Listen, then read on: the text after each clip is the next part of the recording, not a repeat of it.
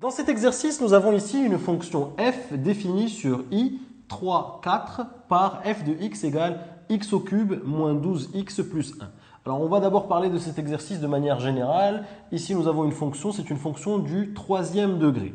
Troisième degré, tout l'exercice en fait consiste à déduire le signe de f de x sur i. Donc c'est une fonction f de x, c'est une fonction du troisième degré. Est-ce qu'on a une méthode directe pour étudier le signe d'une fonction du troisième degré? Non, on ne sait pas faire ça. On sait faire ça pour les fonctions du second degré, mais pas pour les fonctions du troisième degré, à moins qu'elles aient une forme factorisée. Ici, ce n'est pas une forme factorisée, donc nous allons passer par plusieurs questions intermédiaires pour en déduire finalement le signe de f de x. Alors, première question, calculer f' de x. Alors, on y va. On va dire tout simplement que f est une fonction polynôme. Donc on sait que les fonctions polynômes sont continues et dérivables sur R, donc continues et dérivables sur 3, 4. Donc f est une fonction polynôme, donc elle est continue et dérivable, donc elle est continue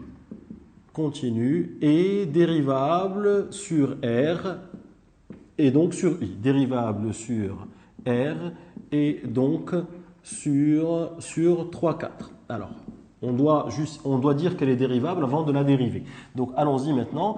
f' de x, on va dériver cette fonction. Donc, c'est x au cube, dérivée de x au cube, c'est 3x au carré. La dérivée de moins 12x, c'est moins 12. Et la dérivée de 1, c'est 0. Donc, si vous voulez, on peut détailler. Là, on peut dire que c'est x au cube prime moins 12x prime plus, si vous voulez, 1 prime. Donc x au cube prime, c'est 3x au carré.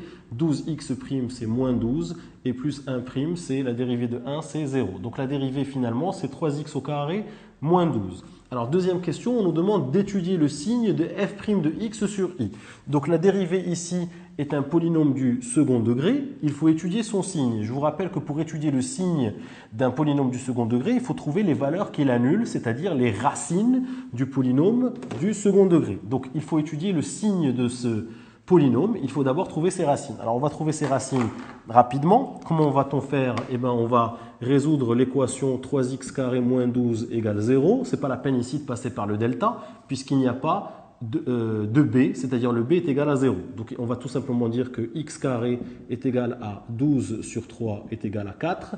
Donc x est égal à racine de 4 ou x égale moins racine de 4. Donc x égale 2 ou x égale moins 2. Alors si vous voulez, vous pouvez très bien calculer le delta. Le delta va être égal à 0 au carré moins 4 fois 3 fois moins 12. Il va être positif. Et puis après, vous allez calculer moins b moins racine de delta sur 2a et moins b plus racine de delta sur 2a. Et finalement, vous allez tomber sur 2 et moins 2. Moi, j'ai préféré tout simplement isoler le x carré, obtenir x carré égale 4, et puis ici x carré égale 4, ça veut dire que x égale 2 au moins 2. Finalement, je peux donc dire que si le polynôme du second degré a deux racines, c'est-à-dire deux valeurs qui annulent ce polynôme, le signe de f' de x est celui de a à l'extérieur des racines, c'est-à-dire que c'est positif, positif, négatif. Donc, comme on me demande de l'étudier que sur 3, 4, où est l'intervalle 3, 4? L'intervalle 3, 4 est ici. D'accord? Donc finalement, je sais que sur l'intervalle 3, 4, ma dérivée est strictement positive. Alors là, j'ai juste détaillé les calculs, mais au final, ce qu'il faut comprendre, c'est que pour tout x appartenant à 3, 4, en fait, je viens tout simplement de montrer que f' de x qui est égal à 3x au carré moins 12 est strictement positive. Donc si la dérivée est strictement positive, je vais pouvoir en déduire que sur l'intervalle 3, 4, ma fonction f est strictement croissante. Donc, je vais pouvoir dire f est strictement croissante sur l'intervalle 3, 4. Parce que c'est ça, je veux arriver en fait à avoir les variations de ma fonction f sur l'intervalle 3, 4. Donc, pour récapituler, j'ai calculé la fonction dérivée, f' de x, puis f' de x, j'ai obtenu ici f' de x c'est 3x carré moins 12. Je dois donc étudier le signe de f' de x sur l'intervalle 3, 4. f' de x étant un polynôme du second degré, je sais très bien étudier le signe d'un polynôme du second degré, il suffit de trouver ses racines. Les racines, c'est-à-dire les valeurs qui l'annulent. Ici, je trouve facilement les valeurs qu'il annule, c'est moins 2 et 2, moins 2 et 2, et je sais que le signe de ce polynôme-là est celui de la valeur du coefficient a à l'extérieur des racines. Ce sont des choses qu'on a déjà vues dans le second degré. Donc plus, plus, moins. Alors plus, plus, moins, moi ce qui m'intéresse c'est d'avoir le signe de ce f' de x sur l'intervalle 3, 4. Donc je sais que sur l'intervalle 3, 4, je vois bien que c'est strictement positif. Donc la fonction dérivée est strictement positive sur l'intervalle 3, 4. Donc je vais pouvoir en déduire que ma fonction f est strictement croissante sur l'intervalle 3, 4. Alors avec ça, je vais pouvoir donner le tableau de variation. D'accord ? Le tableau de variation de cette fonction f, je vais pouvoir donner le tableau de variation en disant que sur l'intervalle 3, 4, ma fonction est continue et strictement croissante. Que va-t-il me manquer? Il va me manquer les valeurs de f3 et f de 4, f de 3 et f de 4. Donc je vais les calculer rapidement. F de 3, eh bien, je vais remplacer 3 ici dans l'expression algébrique de f de x. Donc ça va donner 3 au cube moins 12 fois 3 plus 1. 3 au cube, 3 fois 3, 9. 3 fois 9, 27. 27 moins 3 fois 12, donc ça donne moins 36, plus 1. Et donc 36 moins 27 va me donner ici moins 6, puisque 27 moins 36, non, ça va me donner moins 9, puisque 36 moins 27, effectivement, ça donne moins 9. Moins 9 plus 1 va donner moins 8. Donc ici, f de 3 va donner moins 8. Alors f de 4, je vais le calculer rapidement ici, je peux le faire à la calculatrice aussi. 4 au cube, moins 12 fois 4 plus 1. 4 au cube, ça donne 16 fois 4, que je vais calculer rapidement ici. 6 fois 4, 24, je retiens 2. 1 fois 4, 4. Ça donne 64. Donc ici 64, moins 12 fois 4, ça donne ici 24, 48, donc moins 48 plus 1. 64 moins 48, 64 moins 48, ça donne ici 6.